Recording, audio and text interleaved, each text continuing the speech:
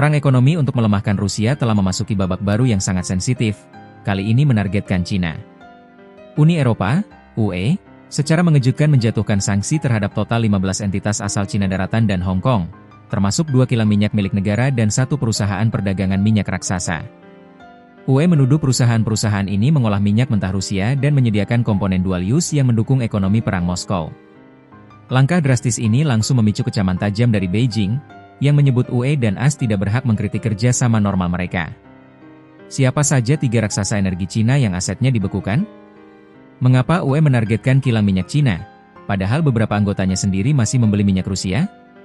Dan bagaimana sanksi ini akan memperburuk hubungan UE-Cina, terutama di tengah pembatasan ekspor rare earth Tiongkok?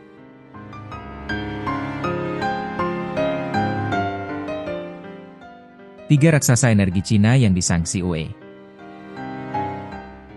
Paket sanksi terbaru yang disetujui 27 negara anggota UE pada Kamis pagi menargetkan secara spesifik industri energi dan perdagangan Cina.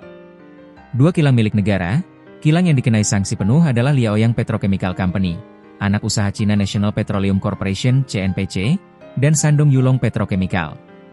Perusahaan dagang Hong Kong, turut disangsi penuh adalah China Oil, Hong Kong Corporation, juga anak usaha CNPC, serta Tianjin Xishan Fusheng International Trading Company.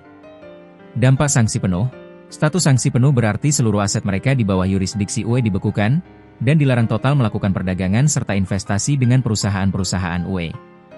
Tuduhan utamanya adalah bahwa perusahaan-perusahaan ini mengolah minyak mentah asal Rusia, yang merupakan sumber pendapatan besar bagi Kremlin untuk mendanai invasi ke Ukraina. Ini adalah langkah besar UE yang menargetkan langsung infrastruktur energi milik negara Cina, bukan hanya perusahaan kecil.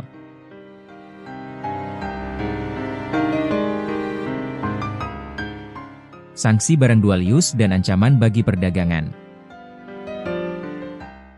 Selain raksasa energi, UE juga memperluas sanksi terhadap entitas Cina yang diduga membantu militer Rusia melalui transfer teknologi.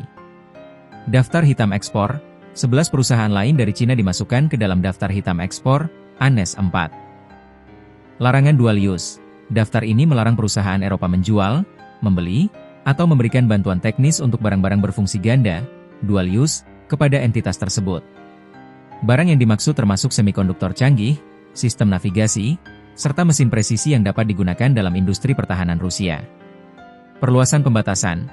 Paket sanksi ini memperluas pembatasan atas semikonduktor canggih dan mesin industri, menunjukkan fokus UE untuk memutus rantai pasok teknologi tinggi Rusia yang berasal dari Cina.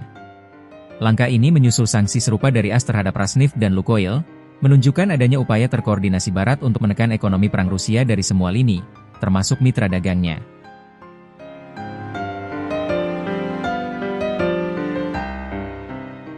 Kecaman keras Beijing dan isu konsistensi UE.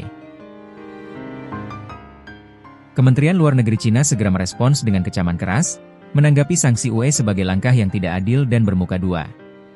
Pembelaan Cina, Beijing menegaskan bahwa mereka tidak pernah memasok senjata mematikan kepada pihak manapun dalam konflik dan menerapkan kontrol ekspor yang ketat terhadap barang-barang berfungsi ganda. Kritik konsistensi. Cina membalikan kritik tersebut, menuding, sebagian besar negara di dunia, termasuk di Eropa dan Amerika Serikat, masih terus berdagang dengan Rusia. Mereka menyimpulkan, UE dan AS tidak berada pada posisi untuk mengkritik kerja sama normal antara perusahaan Cina dan Rusia.